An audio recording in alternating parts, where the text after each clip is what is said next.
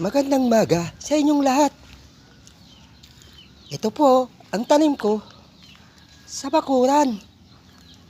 Ayan, mga gulay guys. Saluyot at papaya.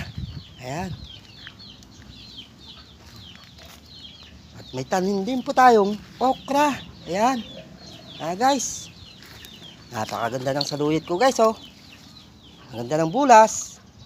Ayan. Kaya nagtatanim tayo ng gulay para meron tayong uulamin, mga guys. Lalo na pag wala tayong pambili ng ulam, guys. Kahit saluyot lang, makakaraos na tayo. Lalagyan lang natin ng labong o kaya piniritong isda. Napakasarap yan, guys. Saka natin aasiman. O, di ba mga guys? Kaya maganda rin ang nagtatanim sa may bakuran. Para meron tayong kahit papano, meron tayong harbisin, mga guys. Ayan.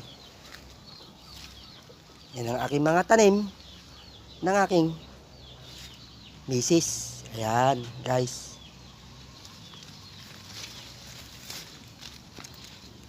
Ayan, guys, kaganda. May okra pa akong tanim, guys. Ayan, oh.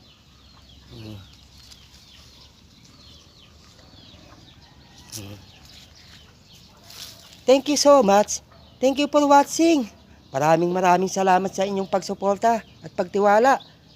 Lalong-lalo na sa aking mga followers. Like and share lang po. Subscribe. Masaya na po ako. Ayun, palo. Makikita nyo po sa YouTube channel Ronald Corpus Vendos. I-subscribe nyo lang po ako ron. Para matulungan nyo na rin po ako. Hanggang dito na lang po. Bye-bye!